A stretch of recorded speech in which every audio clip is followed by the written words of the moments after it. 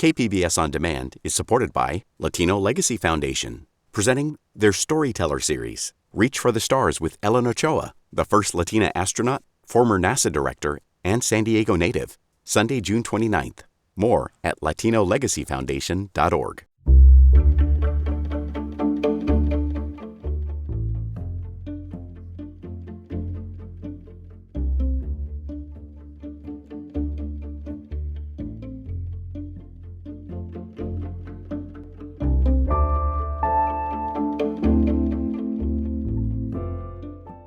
Good morning, I'm Debbie Cruz. It's Wednesday, November 29th. A tuberculosis exposure at a downtown San Diego homeless shelter. More on that next. But first, let's do the headlines. Some affordable housing projects in San Diego could receive a financial boost to speed construction. San Diego Mayor Todd Gloria is recommending 5 projects share $15 million from the city's Bridge to Home initiative. This program aims to create 400 new affordable homes. Projects recommended for funding are located in Hillcrest, City Heights, Pacific Beach, Claremont, and Palm City. A low-pressure system is moving into San Diego County, bringing a chance of light rain this afternoon through Friday morning. Expect gusty winds across the region's deserts and mountains today through tomorrow morning. Winds could be as fast as 25 to 40 miles per hour and up to 50 miles per hour through passes and canyons. The Aztecs will have a new head football coach soon. University of Colorado offensive coordinator Sean Lewis is being tapped for the role. He'll replace Brady Hoke, whose final game was on Saturday. Colorado head coach Deion Sanders recently demoted Lewis to co-offensive coordinator. Lewis spent 4 years as head coach at Kent State. SDSU is expected to make an official announcement today. From KPBS, you're listening to San Diego News Now. Stay with me for more of the local news you need.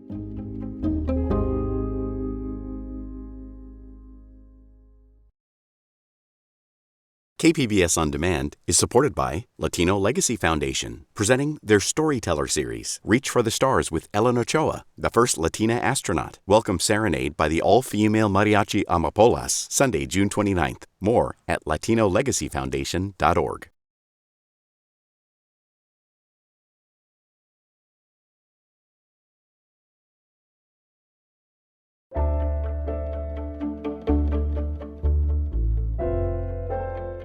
Cities and counties can now apply for a slice of nearly $300 million to clean up homeless encampments around California. Governor Gavin Newsom says the grant program requires local governments to provide housing for people living in large tent encampments before shutting them down. But he says the fund marks a shift in California's strategy to reduce homelessness. We're not subsidizing those $800,000, $900,000 units anymore that take 5, 6, 7, 8, 10 years. We're not just writing a check to the cities and counties. Admittedly, we did that for a couple of years, but I'll be candid with you. I didn't see the results that you deserved, that all of us deserved. Newsom's announcement comes days before he is scheduled to face political rival Florida Governor Ron DeSantis on the debate stage this Thursday.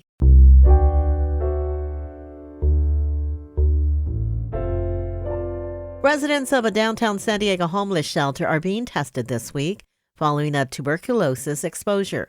Health reporter Matt Hoffman says health officials won't know if more people are sick until the testing is completed.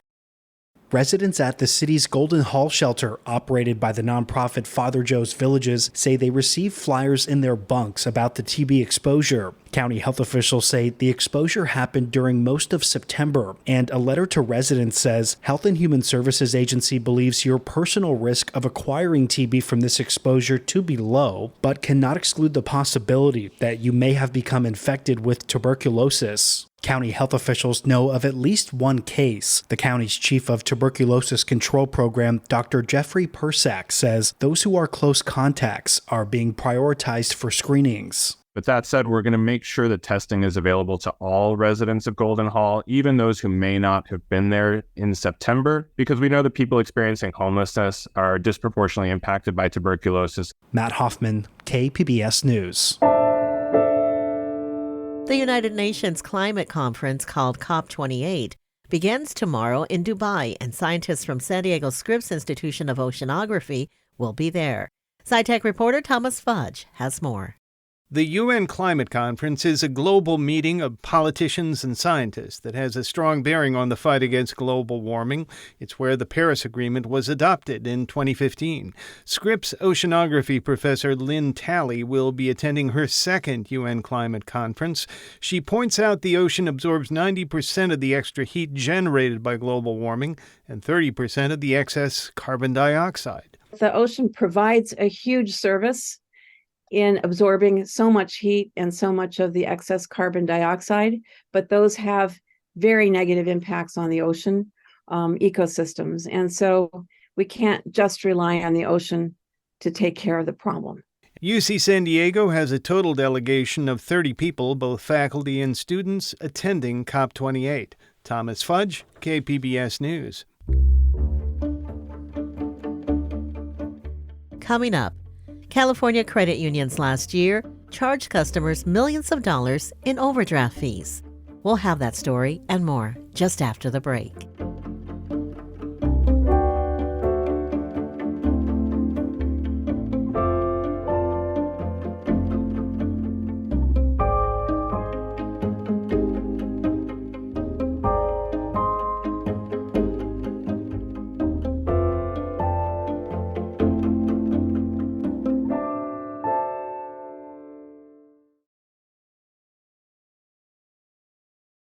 KPBS On Demand is supported by UC San Diego's Art Power, presenting cellist Joshua Roman, performing from his album Immunity, alongside music by J.S. Bach and more, Sunday, June 22nd at UC San Diego's Epstein Family Amphitheater. Reserve your tickets at artpower.ucsd.edu.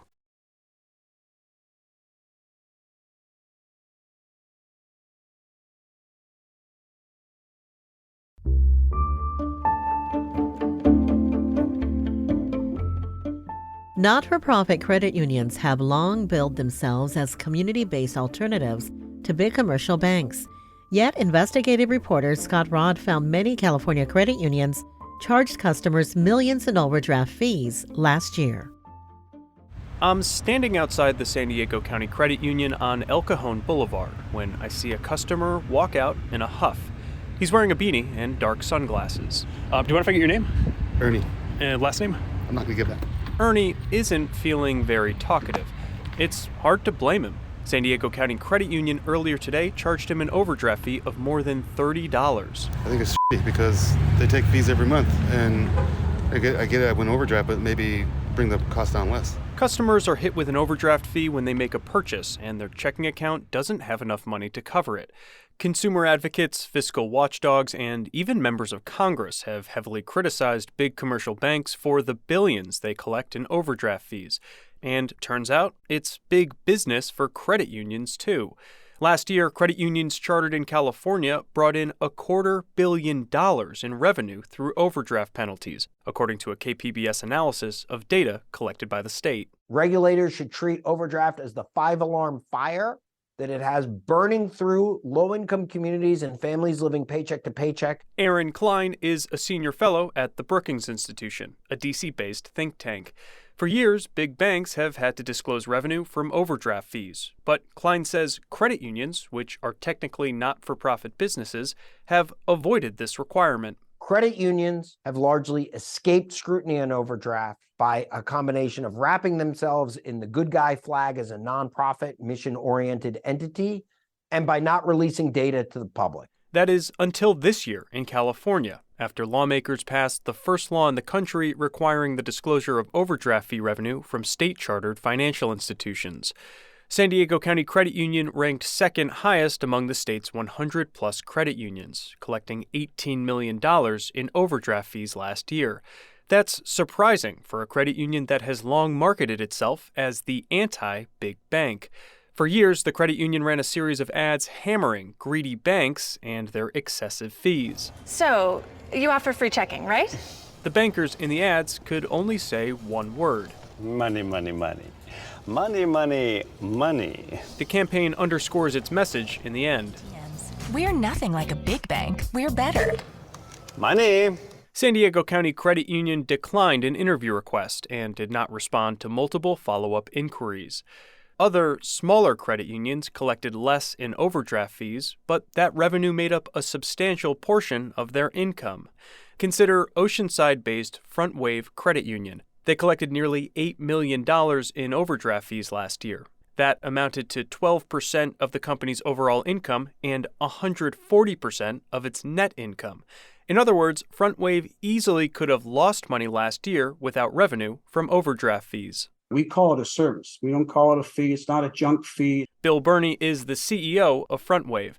He says many Front Wave members rely on overdrafts at the end of the month as a bridge before their next payday. The credit union has rebranded it as Courtesy Pay.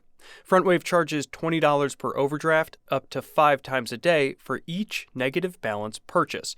That means a Front Wave customer could be hit with $100 in fees in one day. So it is an important source of income to us. I just don't think we do it in a predatory way. Consumer watchdogs aren't buying this argument.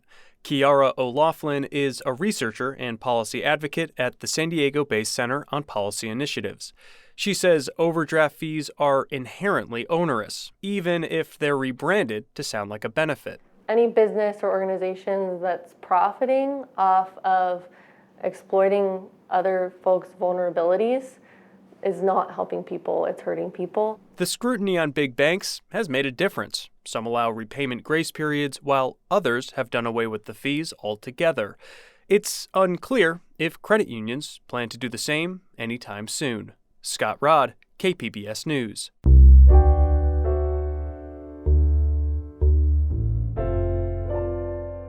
Giving the brain a measured electric jolt remains an effective way to treat severe depression.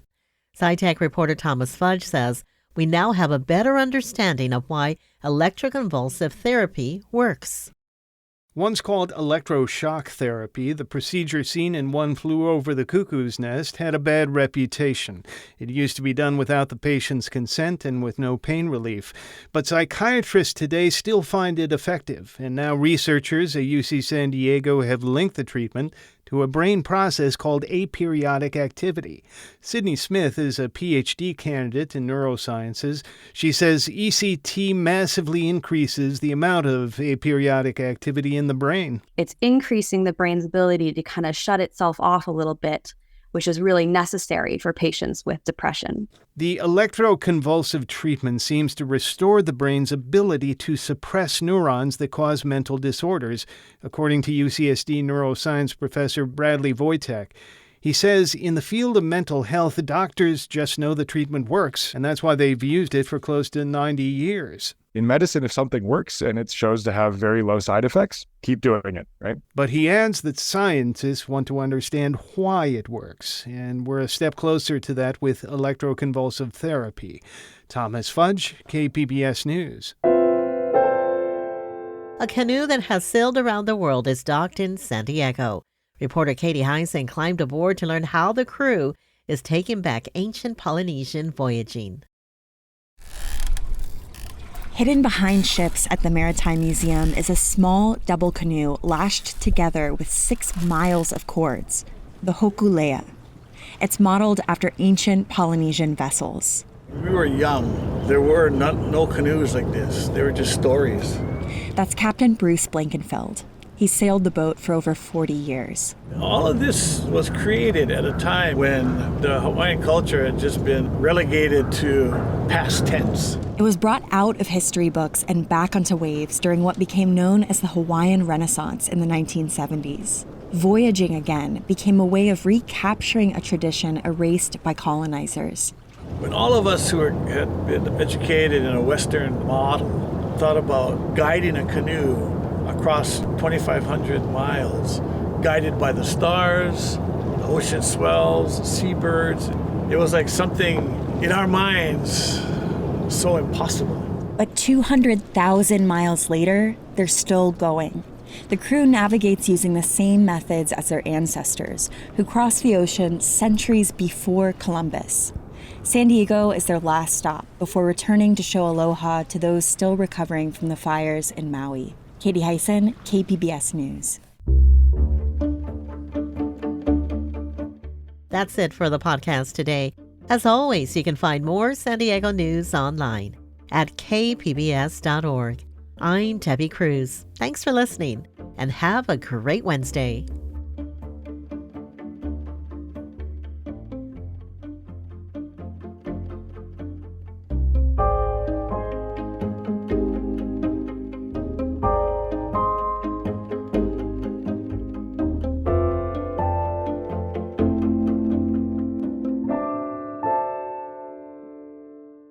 KPBS On Demand is supported by Latino Legacy Foundation, presenting their Storyteller series, Reach for the Stars with Ellen Ochoa, the first Latina astronaut. Welcome Serenade by the all-female mariachi Amapolas, Sunday, June 29th. More at latinolegacyfoundation.org.